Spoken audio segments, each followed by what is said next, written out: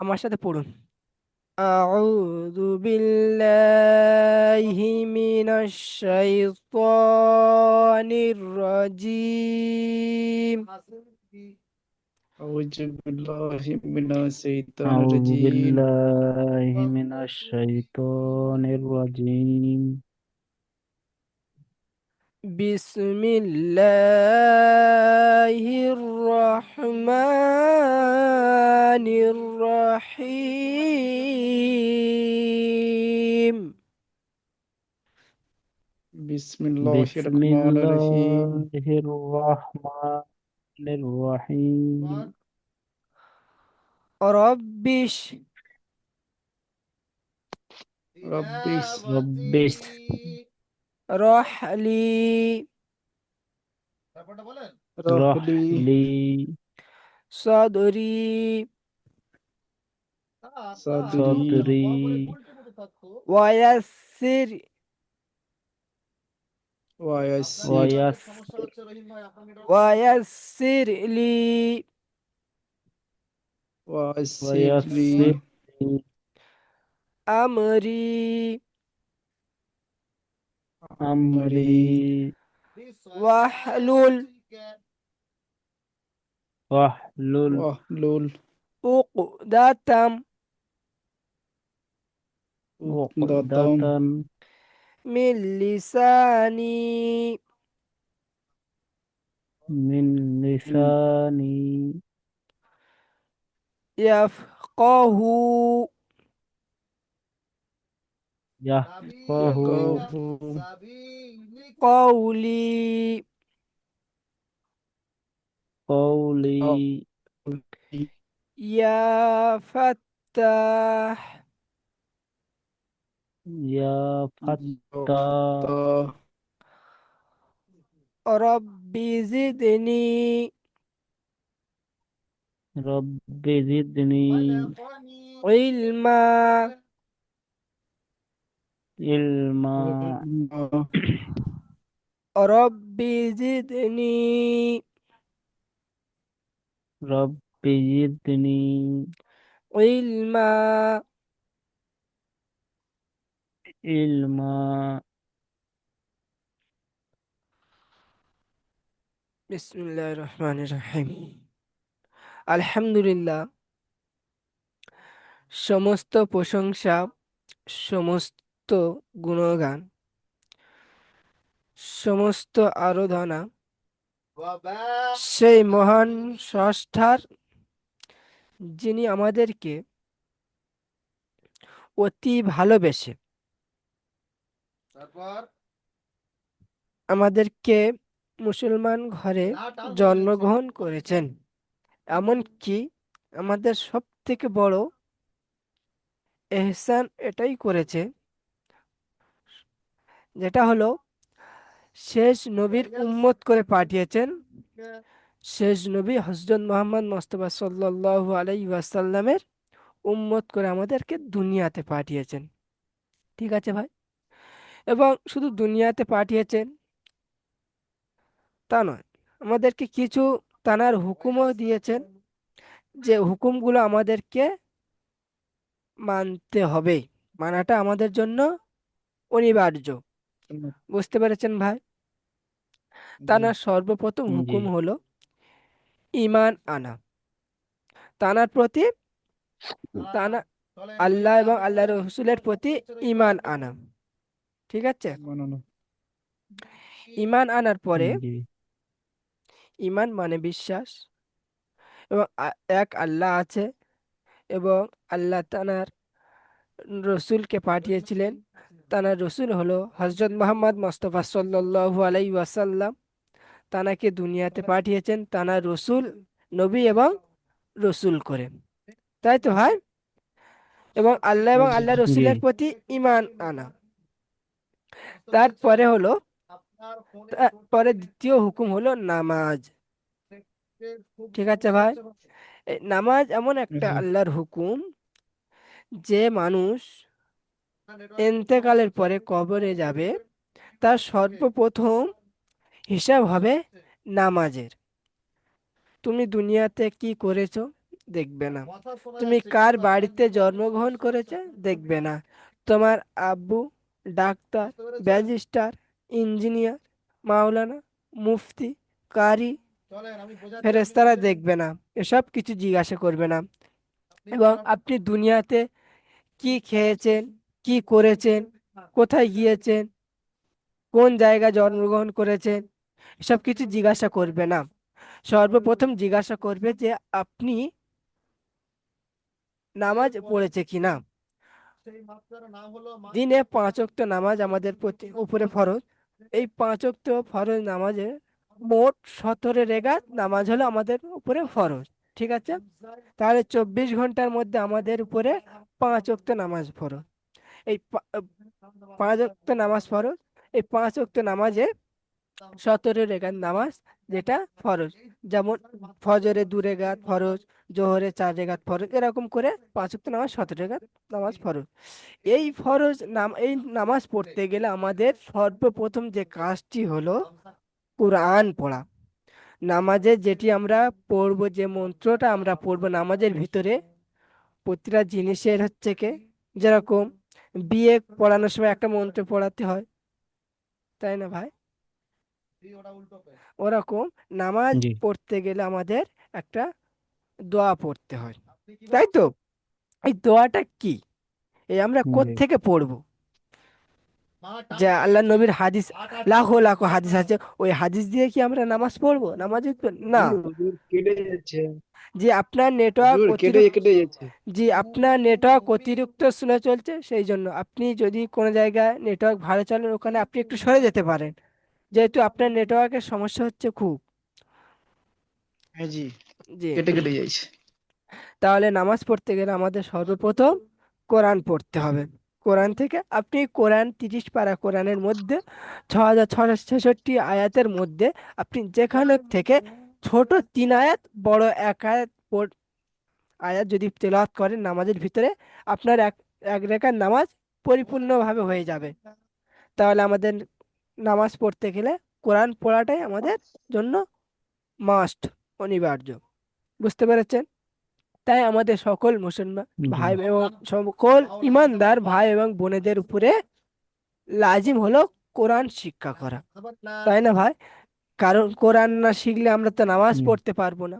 হ্যাঁ, অনেকে নামাজ পড়ে যারা কোরআনে কিচ্ছু জানে না, জাস্ট এরকম সবাই দেখছে যে শুধু জাস্ট এরকম দুটো ঠোঁট নাড়ায়, ফাঁকিবাজি নামাজ। ঠিক আছে, তাই আমরা সেই জন্য আমাদের উদ্দেশ্য হলো কোরআন শিক্ষা করার, তাই তো ভাই? আমরা কোরআন শিক্ষা করতে এসেছি। জি। আল্লাহর এটাও অনেক বড় নিয়ামত যে আমরা বাড়ি থেকে বসে, এবং বাড়িতে নয় কিংবা বিদেশে বসে আমরা ফোনের দ্বারায়, মোবাইলের দ্বারাই কোরআন শিক্ষা করছি। এরকম আমাদের মতন হাজার বহু মানুষ আছে যারা এরকম ফোন থেকে 24 ঘন্টার মধ্যে 14 ঘন্টা ফোনে free fire, PUBG, YouTube, Facebook, WhatsApp, Twitter, Instagram,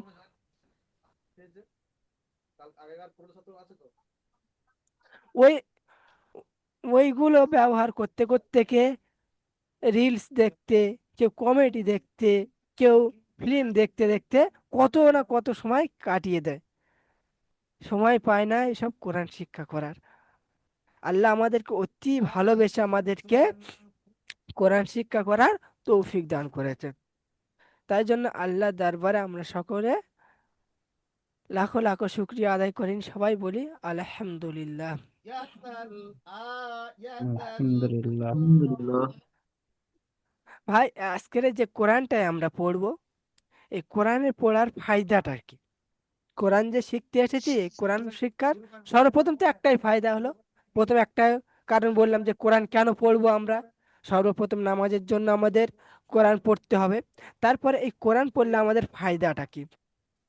যখন আপনি কোরআন পড়বেন তখন কোরআনের যে অক্ষরগুলো আছে, ঠিক আছে, হাদিসে এসছে কোরআনের একটা করে অক্ষর যখন আপনি পড়বেন, একটা করে অক্ষরের প্রতি আপনার 10টি করে নেকি দেওয়া হবে। এই 10টি করে নেকি যেমন আলহামদুলিল্লাহ। কোরআনের সূরা বাকারা একটা হাদিসে এসে আলিফ লাম মিম, ঠিক আছে, এরকম একটা অক্ষর আছে। ওই আপনি যদি শুধু এরকম কোরআন খুলে আলিফ লাম মিম এই তিনটে অক্ষর পড়েন, তাহলে আপনার 30টি নেকি আপনার লেখা হবে। বুঝতে পেরেছেন? তারপরে জি। যখন কোনো বান্দা যদি কোরআন শিক্ষা করার জন্য বাড়ি থেকে সে আগমন হয়, যেখানে কোরআন শিক্ষার প্রতিষ্ঠানের দিকে সে আগমন হয়, আল্লাহ তাবারক তাআলা সেই বান্দার পিছনে যত সগিরা গুনাহ আছে সব মাফ করে দেয়। কোরআন পড়ার ফায়দা এইগুলো। তারপরে কি, তারপরে এই কোরআন পড়লে আপনি কোরআন পড়ছে, আপনার বাম্মা আপনাকে অতি ভালোবাসে। আমরা তো আমাদের বাম্মার জন্য কিছু করতে পারি না, তাই না ভাই? এমনকি বলা জি। হয়েছে জি। যদি বাম্মার নিজের গায়ের চামড়া জুতো বানিয়ে যদি বাম্মার পায়ে পরানো হয়, তবু বাম্মার হক আমরা আদায় করতে পারবো না। আপনি যদি কোরআন শিখে নেন এবং আপনার বাম্মা যদি ইন্তেকাল করে এবং কবরে চলে যায়, কবরে যাওয়ার পরে আপনি যদি বাড়িতে বসে বসে কোরআন তেলাওয়াত করেন, আপনার এই কোরআন তেলাওয়াতের উসিলায় আপনার বাম্মাকে আল্লাহ চাইলে নাজাত করে দিতে পারেন। এবং আপনার বাম্মা আপনি যতদিন বাড়িতে বসে কোরআন পড়বে, আপনার বাম্মার আমলে সদকায় জারিয়া হয়ে যাবে, সদকায় জারিয়া হয়ে থাকবে। এই সদকাটা সারা জীবন ওরা কবরে বসে বসে নেকি নিতে থাকবে। এবং আপনি এই কোরআন শিক্ষা করার পরে আপনি যতজনকে শেখাবেন, তারা যতদিন পড়বে এবং আপনার আমল নামায় ওই নেকি দেওয়া হবে। বুঝতে পেরেছেন? এত কিছু, জি। এতগুলো জি। ফায়দা থাকার কারণে তবু আজ কত লাখো লাখো কত বহু মানুষ যারা কোরআন থেকে দূরে হটে আছেন,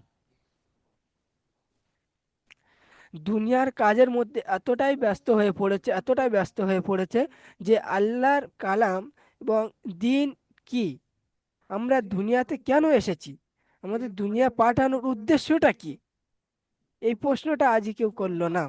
তারা শুধু দুনিয়া নিয়ে মাতাল হয়ে আছে।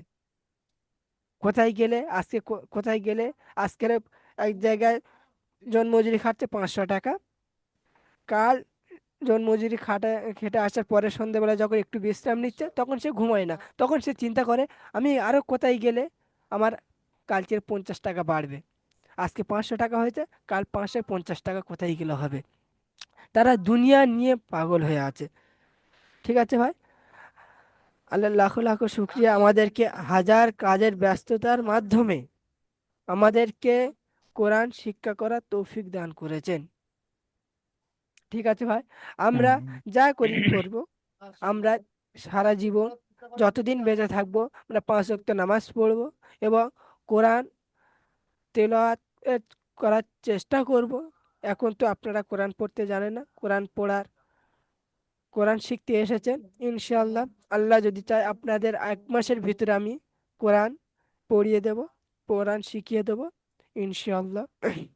আর কি, যতদিন বাঁচবে আপনারা কোরআন পড়বেন। ঠিক আছে ভাই?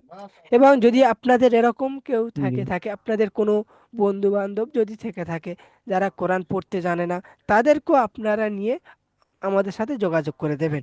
কিংবা আপনারা আপনাদের যখন ক্লাস করবে আপনাদের পাশে তাদেরকে বসিয়ে রাখবেন, বলবেন যে ভাই তোদের পড়তে হবে না, তোরা শোন। ঠিক আছে ভাই? মাশাআল্লাহ। তাহলে আমরা পড়া শুরু করি। বিসমিল্লাহির রহমানির রহিম। আজকের আমরা পড়ব আরবি অক্ষর।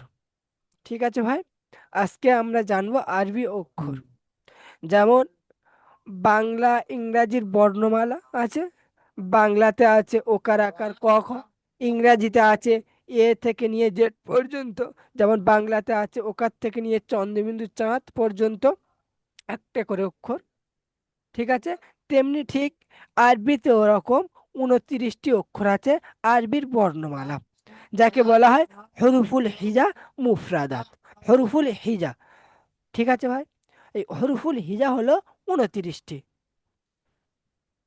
এই 29টি হলো আলিফ থেকে নিয়ে ইয়া পর্যন্ত। বুঝতে পেরেছেন? তাহলে আজকের আমরা পড়ব জি। হরফুল হিজা মুফরাদাত।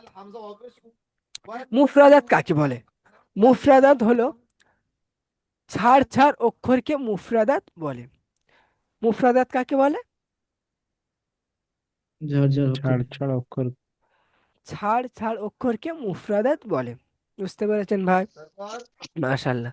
তাহলে ছাড় ছাড় অক্ষর কোনগুলো আমরা একটু দেখে নিই।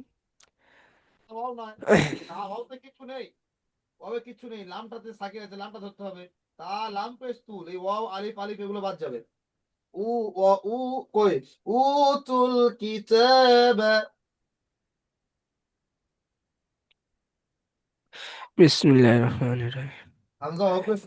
আমরা এখানে সর্বপ্রথম যে অক্ষরটি পড়ব, এই অক্ষরটির নাম হলো আলিফ। আলিফ। কি নাম? আলিফ। আলিফ। জি মাশাআল্লাহ, আলিফ। এই শুনতে আলিফের, পাচ্ছেন? জি আমি শুনতে পাচ্ছি। এই আলিফের আকৃতিটা কেমন?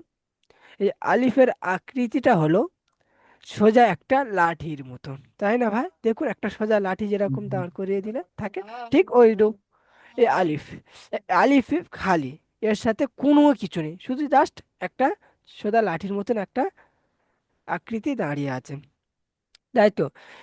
এই আকৃতি আলার হরফটির নাম হলো আলিফ। আলিফ। তাহলে আলিফের আকৃতিটা কেমন ভাই? লম্বা, লাঠির মতন। লাঠি। জি মাশাআল্লাহ, আলিফের আকৃতিটা হলো লাঠির মতন। লাঠির মতো। তারপরে এখানে আরেকটি অক্ষর আছে দেখুন, যেটা নৌকার মতন দেখতে, যেটা নৌকার মতন, যেটা হুম, নৌকার আকৃতি ঠিক এরকম, তাই না ভাই? দেখুন জি।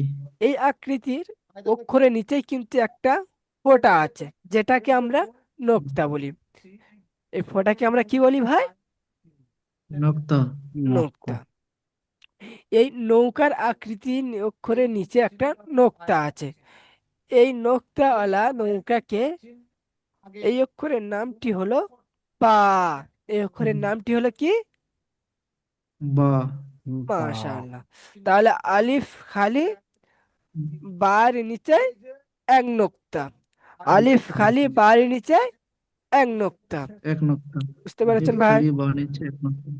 তারপরে দেখুন এখানে আরেকটি অক্ষর আছে, যেটা হলো আগের মতন, আগের আকৃতিওয়ালা হরফ, তাই তো ভাই? দেখুন আগের আকৃতিওয়ালা জি। হরফ। জি। এই এই বা এই হচ্ছে কি নৌকা আকৃতি অক্ষরের উপরে দেখুন দুটো নোক্তা আছে উপরে, আগে পড়েছি নিচে একটা নোক্তা আছে, এখন পড়বো দুটো নোক্তা। এখন দুটো কটা নোক্তা উপরে আছে। আছে? দুটো নোক্তা আছে। দুটো উপরে। তাহলে এই দু নোক্তাওয়ালা নৌকার আকৃতির অক্ষরের নামটি হলো তা। তা। এই অক্ষরের নামটি হলো কি ভাই? তা। তা। তা। তাহলে তার উপরে কনকটা, দু নক্তা। তার দুনো। উপরে দু নোক্তা। দু নক্তা। মাশাআল্লাহ। তারপরে আরেকটি অক্ষর এখানে দেখুন, যেটা ওই নৌকার আকৃতি অক্ষর। প্রথমবারে নৌকাটা পড়েছিলাম বা পড়েছিলাম এক নোক্তা, বার নিচে এক নোক্তা, তারপরে দু নক্তা। তার উপরে দু নোক্তা। এখন ওই নৌকার আকৃতিওয়ালা অক্ষরের উপরে দেখুন তিনটে নোক্তা আছে। কটি নোক্তা আছে? তিনটা নক্তা। তিনটি নোক্তা আছে। তিনটে জি। এই তিন তিন ওয়ালা নোক্তা নৌকা আকৃতির অক্ষরের নামটি হলো সা। কি নাম হলো? সা। সা। তা। মাশাআল্লাহ। তাহলে আলিফ খালি, বার নিচে এক তিন নোক্তা, নক্তা। তার উপরে দু নোক্তা, সার উপরে, সা নিচে তিন নক্তা। সার উপরে তিন তিন নোক্তা। নক্তা। জি, মাত্র এটা খেয়াল রাখবেন। তারপরে এখানে দেখুন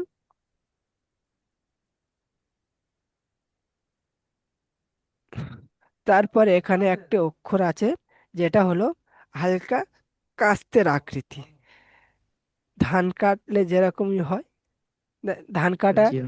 অস্ত্র, কাস্তে বলে থাকি আমরা যেরকম, ওই কাস্তের আকৃতি দেখুন। ওই কাস্তে আকৃতি অক্ষরের নিচেই কিন্তু একটি নোক্তা আছে। কটি নোক্তা আছে ভাই? একটা। একটা একটা। নোক্তা আছে। মাশাআল্লাহ।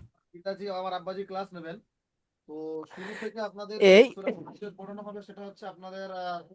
এই জিম কাস্তে আকৃতি অক্ষরের নিচে কিন্তু একটা নোক্তা আছে।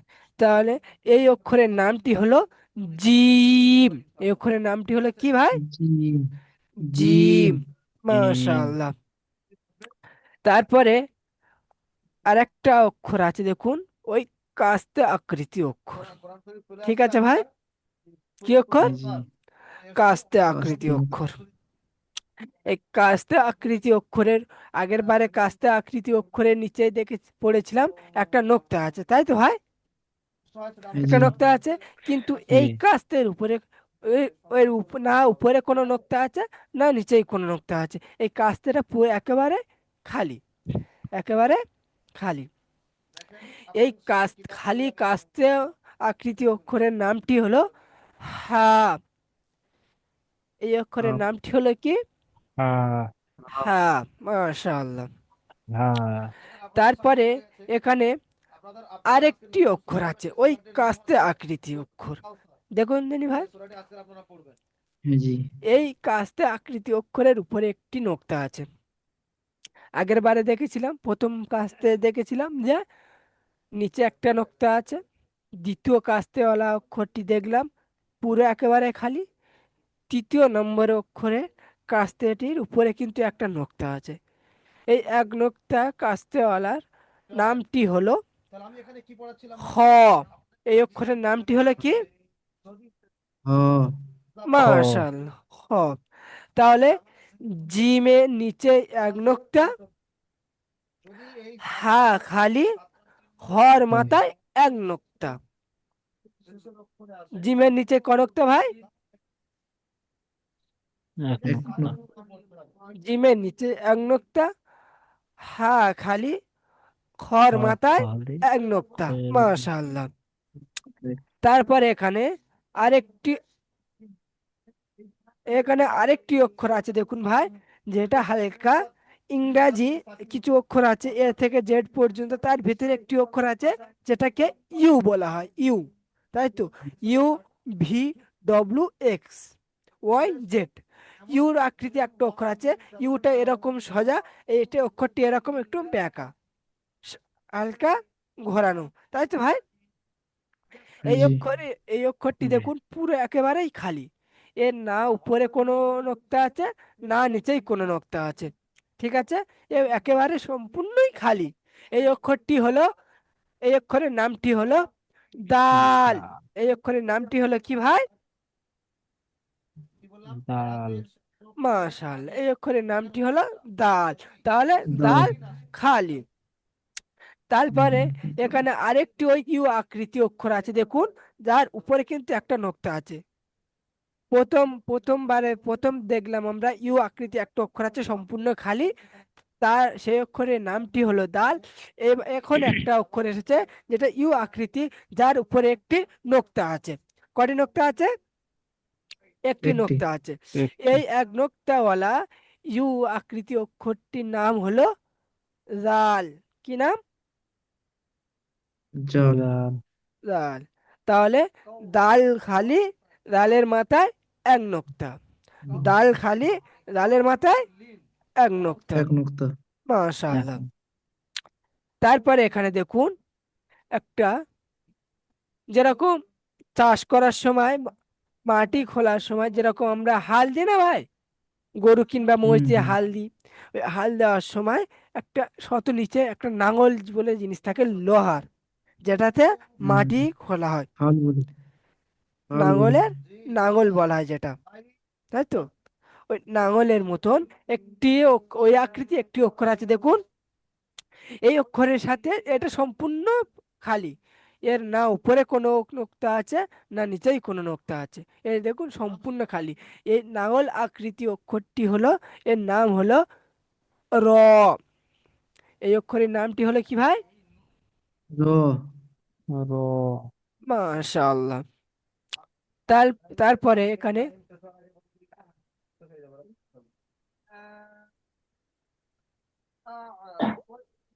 তারপরে ওই নাঙল আকৃতি আরেকটি অক্ষর আছে দেখুন। প্রথম নাঙল আকৃতি অক্ষরের সাথে কোনো নোক্তা ছিল না, এটা সম্পূর্ণ খালি। এখন দ্বিতীয় নাঙল আকৃতি অক্ষরটির উপরে একটি নোক্তা আছে, দেখতে পাচ্ছেন ভাই? হ্যাঁ জি। জি। এই অক্ষরের নামটি হলো যা। কি নাম হলো? যা। যা। মাশাআল্লাহ। তাহলে র খালি, র খালি, যার মাথায় এক নোক্তা। এক নক্তা। র খালি, জালের মাথায়। যার নক্তা, এক নক্তা। আহমদ হাসান ভাই, আপনি কিছু বুঝতে পারছেন? জি জি। মাশাআল্লাহ।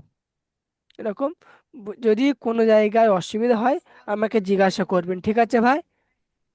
হ্যাঁ জি।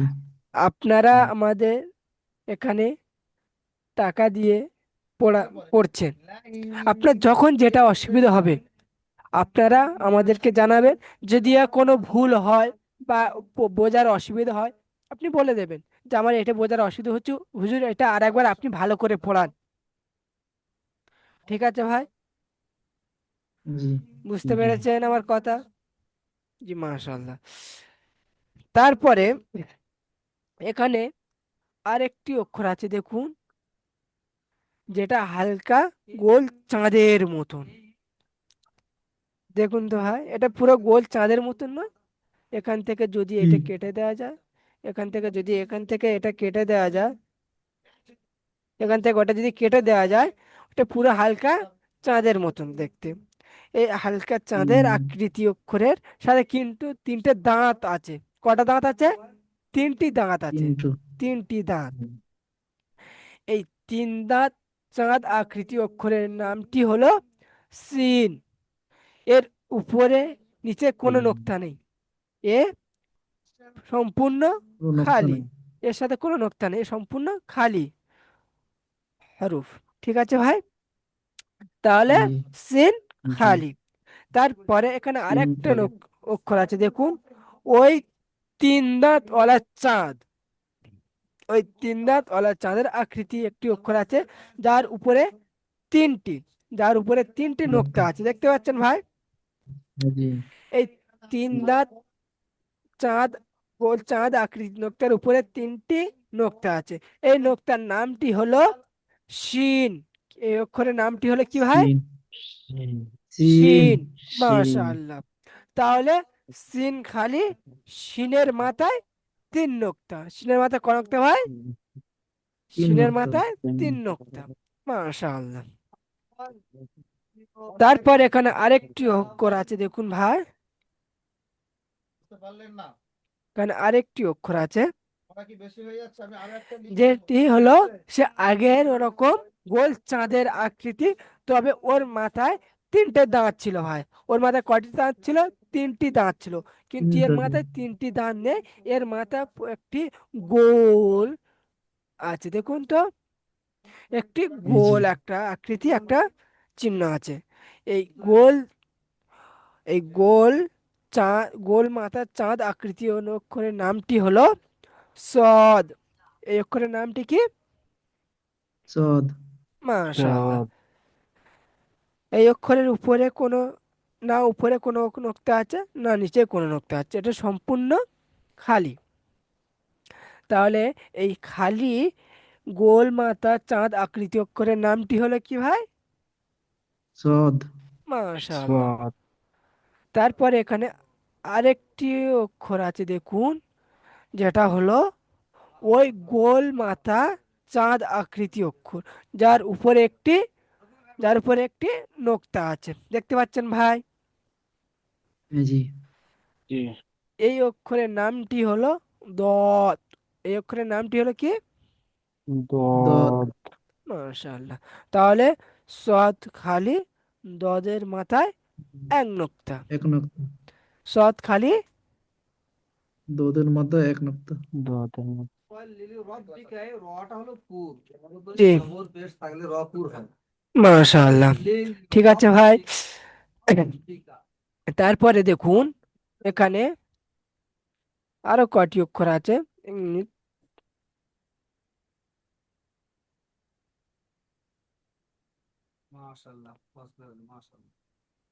এখানে আরেকটি অক্ষর আছে দেখুন,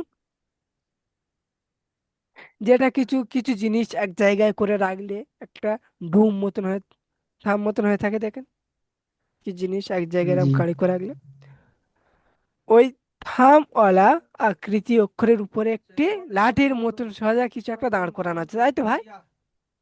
জি জি। ওই আকৃতি অক্ষরেটা এর না কোনো নিচেও নোক্তা আছে, না কোনো উপরে নোক্তা আছে, এটা সম্পূর্ণ খালি। এই অক্ষরটি সম্পূর্ণ খালি। এই অক্ষরের নামটি হলো ত। এই অক্ষরের নামটি হলো কি ভাই? তো তো জি, মাশাআল্লাহ। এই ত আকৃতি আরেকটি এখানে, এখানে একটা অক্ষর আছে দেখুন, যার উপরে কিন্তু একটি নোক্তা আছে, দেখতে পাচ্ছেন? জি এই ত জি আকৃতি অক্ষরের উপরে একটা নোক্তা আছে। এই অক্ষরের নামটি হলো জ। এই অক্ষরের নামটি হলো কি? জো জো মাশাআল্লাহ, জ। তাহলে জি ত, জো না জি জো জি, ত, জ, ত, জ। এই জটা উচ্চারণ হবে আপনার এই দাঁত, এই জিভ জিভ, জো এই জিভের আগা এবং এই সামনে এই যে দুটো দাঁত দেখতে পাচ্ছেন না, হুম যেটা আমরা শাবল দাঁত বলে থাকি, জি বাংলা থেকে শাবল দাঁত বলে থাকি। এই দাঁতের আগার সাথে লিগে উচ্চারণ হবে জ, জ। জো জো এটা উচ্চারণ জো হবে জ, জ। জো মাশাআল্লাহ। তো খালি, জর মাথায় এক জো নোক্তা। জো জি। তারপর এখানে আরেকটি অক্ষর আছে দেখুন, যেটা আমরা রমজান মাসের শেষ 29টি রোজার শেষে আমরা সবাই চাঁদ দেখতে, জি সব চাঁদ দেখতে চাই, খুব ইচ্ছা যে চাঁদ দেখবো, চাঁদ দেখে আমরা ঈদ করব, তাই তো ভাই? ওই যে আমরা যে চাঁদটা জি দেখতে পাই পুরো একদম সরু করে, সরু করে এরকম ওঠে, তাই না ভাই? ওই আকৃতি জি এখানে একটি অক্ষর আছে দেখুন, যার উপরে এরকম একটা দান মতন, গোল মতন একটা চিহ্ন আছে, দেখতে পাচ্ছেন? জি জি জি এই এই সরু চাঁদ আকৃতি অক্ষরের নামটি হলো আইন। এর নাম কি ভাই? এটার নাম এই জি অক্ষরের বলুন নামটি হলো কি আইন ভাই? আইন। এই আইন অক্ষরের উপরে না উপরে কোনো নোক্তা আছে, না নিচেই কোনো নোক্তা আছে, এটা সম্পূর্ণ খালি। মাশাআল্লাহ। ওই আইন আকৃতি ও আরেকটি এখানে অক্ষর আছে দেখুন, যার আইন মাথায় একটি নোক্তা আছে, যার মাথায় একটি, নোক্তাজ মাশাআল্লাহ। এই নোক্তাওয়ালা আইন আকৃতি একটা অক্ষরের নামটি হলো গইন। কি নাম? গাইন গইন। তাহলে আইন খালি, ওই গইনের মাথায় এক নোক্তা। এক নোক্তা ঠিক আছে ভাই? জি আপনাদের একটা কথা জানিয়ে রাখছি, যে আমাদের এখানে 40 মিনিট করে, জি 40 মিনিট করে ক্লাস হয়। 40 মিনিট ক্লাস হয়ে যাওয়ার পরে অটোমেটিক আমাদের লিঙ্ক কেটে যায়, ঠিক আছে ভাই? এই লিঙ্ক কেটে যাওয়ার জি পরে আমি আপনাদেরকে আরো একটা লিঙ্ক পাঠাবো, আপনারা ওই লিঙ্কে ক্লিক করে আপনারা জয়েন হয়ে যাবেন, ঠিক আছে ভাই? জি জি, মাশাআল্লাহ। হুম এই অক্ষরে তাহলে আইন খালি ও গয়নের মাথায় এক এক নোক্তা। নোক্তা তারপর এখানে আরেকটি এখন অক্ষর দেখুন, যেটা হলো সে প্রথমবারে নৌকার মতন। তবে প্রথমবারে যে নৌকাগুলো আমরা দেখেছিলাম